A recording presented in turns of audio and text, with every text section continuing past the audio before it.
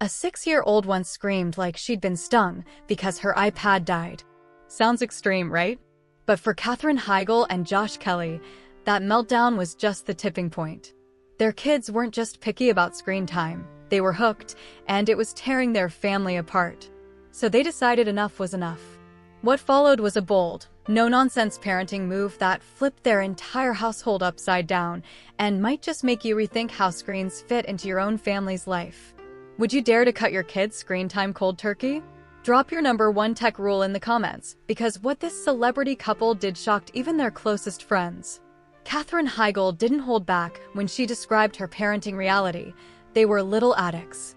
Her daughters, Naylay and Adelaide, weren't just casually glued to their screens, they were completely dependent. The signs were everywhere: mood swings, sudden tantrums, and an obsession with devices that ruled their daily lives. One night, Katherine found Naylay hiding under the covers at 1 a.m., eyes red and face lit up by the tablet's glow. That moment wasn't just about misbehavior, it was a wake-up call. Her kids weren't acting out, they were hooked, and it was becoming impossible to ignore. At first, Katherine admitted she gave in, just like many parents do.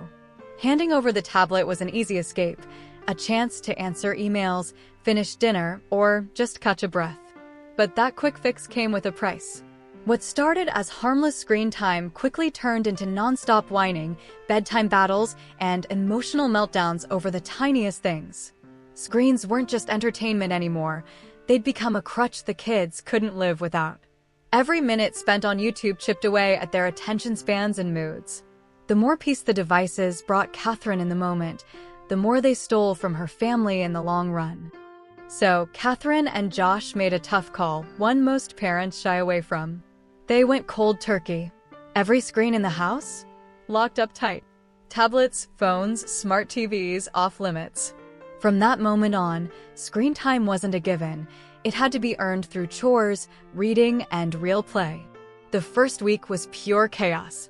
Crying, bargaining, boredom hitting like a tidal wave.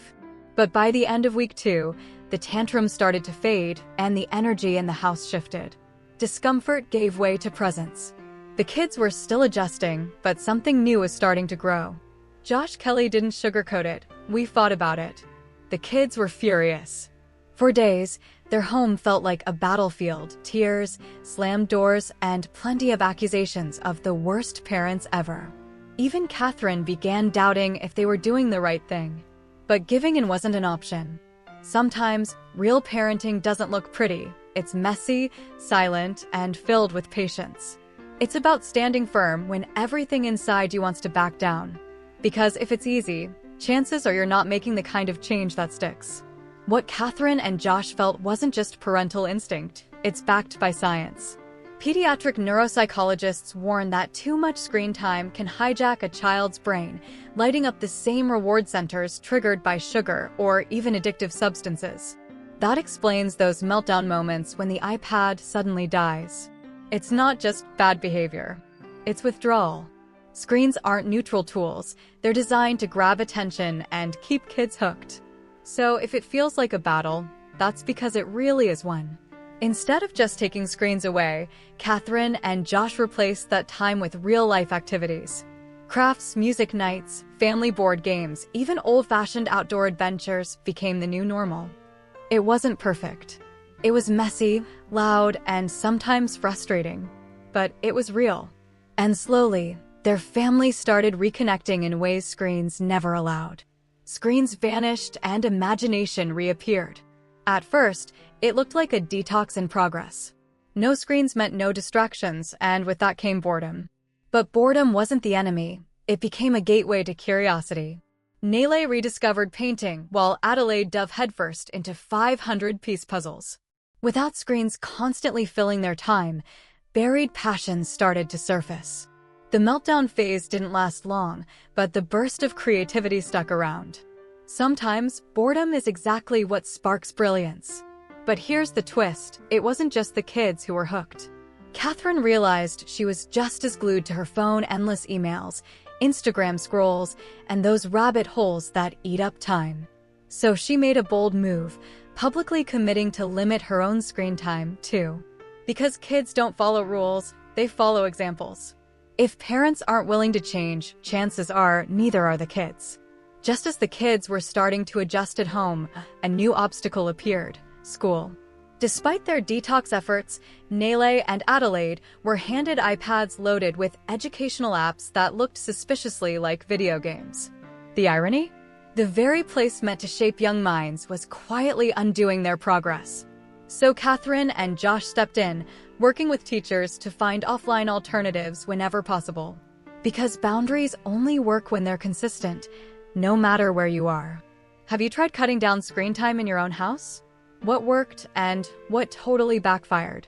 Drop a collision in the comments and share your best or worst parenting hacks.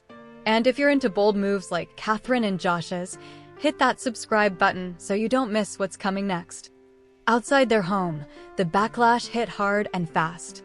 Some parents rolled their eyes, while one mom even accused Katherine of raising her kids in a bubble. But Katherine didn't back down. "If that bubble protects their brains, I'll blow it bigger," she fired back. Parenting isn't about popularity, it's about making strong choices, even if you end up the odd one out. Sometimes, standing firm means standing alone. Then came the payoff everyone hoped for: calm. Without the constant hum of screens, the kids started sleeping better, arguing less, and focusing more. Dinners turned into real conversations, and car rides stopped being battlegrounds over Bluetooth. The whole family dynamic softened, and the benefits didn't stop with the kids. Less screen time didn't just help the children, it brought peace to the marriage too. Katherine and Josh didn't ban screens forever, they changed how they used them. For every 30 minutes of reading, the girls earned 15 minutes of screen time. Suddenly, devices weren't a right, they were a reward. That simple change flipped everything. When screen time is earned, appreciation skyrockets. What's earned feels valuable. What's constant just gets ignored. Weekends brought their own challenges, so Katherine and Josh made the rules crystal clear. No screens before 5 p.m., and even then, only for 1 hour max. If the girls stayed on track, finishing homework, doing chores, and keeping the peace, they earned a family movie night. The deal was simple: consistency earned freedom. Instead of constant nagging, the kids had clear boundaries they could count on. Kids might protest, but deep down, they crave those limits. With screens down, something incredible happened. The girls got creative. They started writing skits, choreographing dances, and building forts. Real, active play replaced passive scrolling. Without constant stimulation, their minds had to work harder, and imagination soared. Creativity doesn't grow on screens, it blooms in the quiet moments. What started as boredom turned into pure brilliance.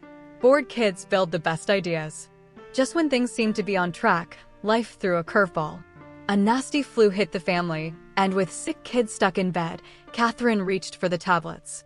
It was survival mode, but within days, old habits rushed back: mood swings, screen fights, and sleep disruptions. That relapse was a harsh reminder of how quickly digital dependency can return. Even a short break from the rules can rewind weeks of progress. Digital habits aren't just hard to break, they're easy to fall back into. After that setback, Katherine and Josh didn't give up, they adapted. Now their family follows tech windows, short, scheduled periods when screens are allowed and closely monitored. Everything else? Books, conversations, music, and outdoor time. It's not about zero tech, it's about intentional tech. This isn't a quick fix. It's a new rhythm that balances connection and control. Because when it comes to screens, you either take charge or they take charge of you. Here's what many parents overlook: it's not just how much screen time kids get, it's what they watch and who's watching with them. Unfiltered content, sneaky ads, and endless algorithm loops can cause damage, even in short bursts. That's why Katherine monitors everything her daughters watch, and even watches some of it with them. It's not about spying, it's about staying present. Trust isn't about letting go, it's about leaning in. Curiosity beats control every single time. Even if your child has been glued to screens for years, it's never too late to start making changes. It doesn't have to be drastic, maybe one screen-free hour a day or a weekend without devices. Small boundaries build momentum. Katherine and Josh didn't get it perfect from day one, They just took that first step. Your next decision matters more than your last one. What began as a full-on digital detox turned into something far more powerful, a whole new way of living. Katherine Heigl and Josh Kelley didn't just ditch devices, they redesigned their family culture. It wasn't easy, but it was intentional. And that made all the difference. If you're looking for bold parenting moves that flip the script, hit that bell icon. Because next time, we're diving into the celeb mom who banned social media entirely, and what happened next won't disappoint.